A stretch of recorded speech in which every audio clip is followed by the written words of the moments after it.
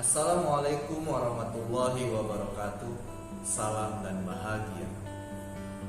Saya Restu Al-Hazmi Pratama, calon guru penggerak Angkatan 3 Kabupaten Tangerang. Pada kesempatan kali ini, saya akan menyajikan tugas modul 3.1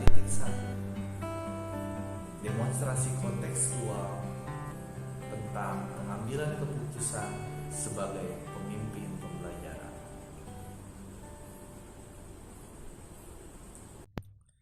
Salah satu indikator pemimpin yang bijaksana adalah pemimpin tersebut mengambil keputusan yang efektif, di mana secara langsung atau tidak langsung dapat menentukan arah atau tujuan sebuah lembaga yang dipimpinnya, yang akan berdampak pada mutu pendidikan yang sesuai dengan kebutuhan murid.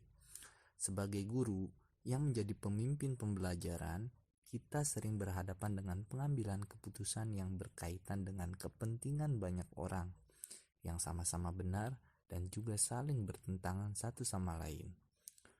Untuk mengambil keputusan yang dapat mengakomodasi kebutuhan semua pihak, tentunya kita harus memperhatikan beberapa hal, yaitu bagaimana pengalaman kita untuk menghadapi berbagai situasi, pemikiran-pemikiran yang melandasi keputusan yang akan kita ambil, apakah keputusan itu sesuai dengan aturan, atau bagaimana panutan kita akan mengambil keputusan jika situasinya sama dengan kita. Berkenaan dengan hal tersebut, sebaiknya ada 4 paradigma, 3 prinsip, dan 9 langkah dalam pengambilan dan pengujian keputusan. Selanjutnya, mari kita simak demonstrasi kontekstual yang saya sajikan pada kesempatan kali ini. Untuk dapat menentukan dan menerapkan pengetahuan dan pengalaman yang saya dapatkan dalam pembelajaran pada modul 3.1, saya akan menerapkan 9 langkah pengambilan dan pengujian keputusan yang saya pelajari, yang di dalamnya juga terdapat 4 paradigma dan 3 prinsip. Dilema etika dalam pengambilan keputusan. Selanjutnya, saya akan mensosialisasikan kepada rekan sejawat bagaimana mengambil sebuah keputusan sesuai pembelajaran pada modul 3.1. Karena dengan memahami menerapkan 4 paradigma, 3 prinsip, dan 9 langkah pengambilan dan pengujian keputusan tersebut bisa meminimalisasi dampak negatif dalam keputusan yang diambil. Selain itu, saya dapat mensosialisasikan pada media sosial melalui WhatsApp, Facebook, Instagram, YouTube, dan lain-lain. Langkah awal yang saya akan lakukan dalam pengambilan sebuah keputusan sebagai pemimpin pembelajaran adalah menganalisis kasus tersebut. Apakah ada dilema etika atau apakah ada rujukan orang?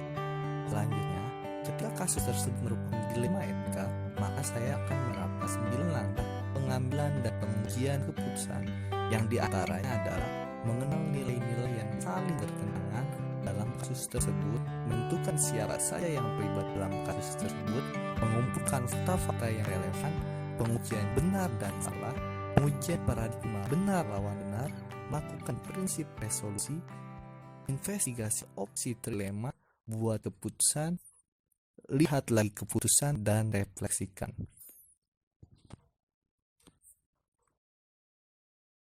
Selanjutnya, saya akan menerapkan langkah-langkah pengambilan dan pengujian keputusan tersebut ketika saya dihadapkan situasi dilema etika dalam kasus pengambilan keputusan.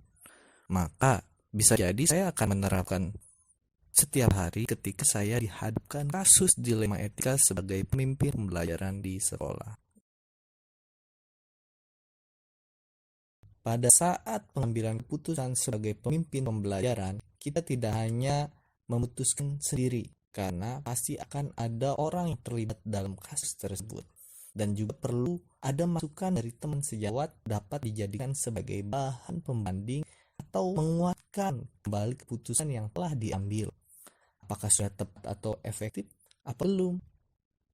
Maka yang menjadi pendamping atau teman diskusi dalam menentukan langkah-langkah tersebut adalah 1. Kepala sekolah, teman sejawat, murid, orang tua, komite, dan pengawas sekolah sebagai pembina sekolah. Demikian penyampaian tugas pada modul 3.1 dari saya tentang pengambilan keputusan sebagai pemimpin pembelajaran. Semoga bermanfaat. Terima kasih. Wassalamualaikum warahmatullahi wabarakatuh.